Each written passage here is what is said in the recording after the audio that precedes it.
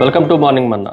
నేటి వాక్య దర్శనం కొరకు కీర్తన గ్రంథం 91వ సంకీర్తన 11వ చరణం. నీ మార్గములన్నిటిలో నిన్ను కాపాడుటకు ఆయన నిన్ను గూర్చి తన దూతలను ఆజ్ఞాపించును. మరొకసారి కీర్తన గ్రంథంలో నుండి ఈ ఉదయకాల సమయంలో 4 ప్రాముఖ్యమైన సత్యాలు మనం గ్రహించాలి. మనల్ని ప్రోత్సహించడానికి దేవుడు మన పట్ల చూపిస్తున్న ఆయన ఏర్పాట్లన్నిటిని బట్టి ప్రభువును మనం గణపరచవలసిన వారంగా ఉంటున్నాం. Number 1, it is a assignment, నియామకం. తన దూతలను ఆజ్ఞాపించును అన్న మాటను మనం జాగ్రత్తగా ఆలోచన చేస్తే, తన పట్ల భయభక్తులు కలిగిన వారి కొరకు, తన ప్రజల కొరకు, తన యందు విశ్వాసం ఉన్న వారి కొరకు దేవుడే దేవుని దూతలను, పరలోకపు దూతలను నియమించాడు, ఆజ్ఞాపిస్తున్నాడు అన్న సత్యాన్ని మనం గ్రహించాలి.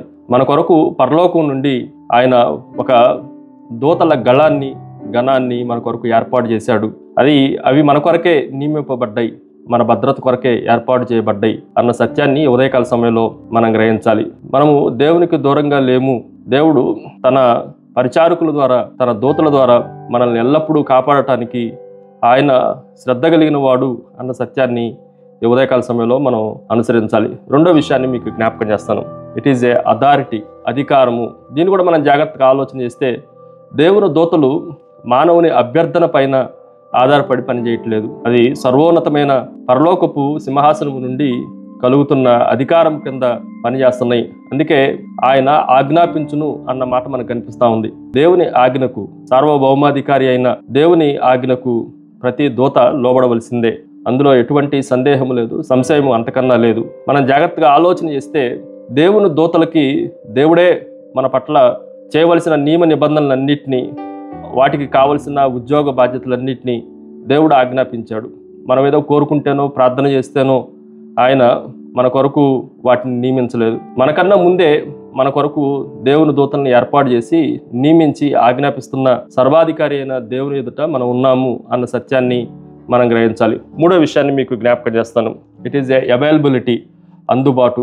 నీ మార్గములన్నిటిలో నిన్ను కాపాడుటకు అన్న మాటను మనం జాగ్రత్తగా ఆలోచన చేస్తే, దేవుని దూతలు ఎప్పుడూ అందుబాటులో ఉండేవి.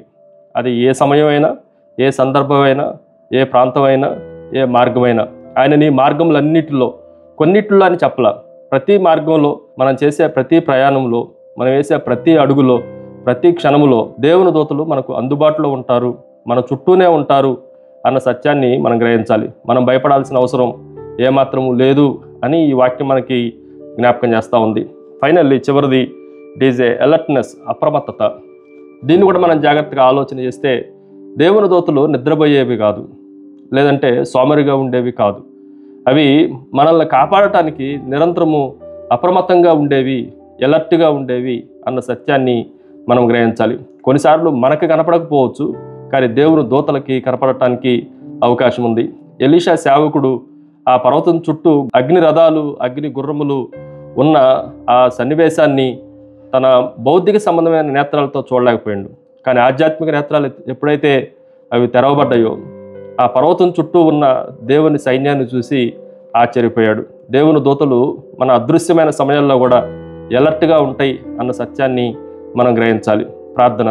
సకల ఆశీర్వాదములకు కారణపుత్రవు తండ్రి, మా కొరకు మీరు మీ దూతలను నియమించి ఆజ్ఞాపించి మమ్మల్ని కాపాడుతున్న గొప్ప దేవుడు అని, నీ అధికారం క్రింద మేము సురక్షితంగా ఉన్నామన్న భావన, ఆ భాగ్యం మాకు ఇచ్చినందుకై మిమ్మల్ని స్తుతిస్తూ ఆరాధిస్తూ యేసు నామమున అడిగి వేడుకొంచున్నాం తండ్రి.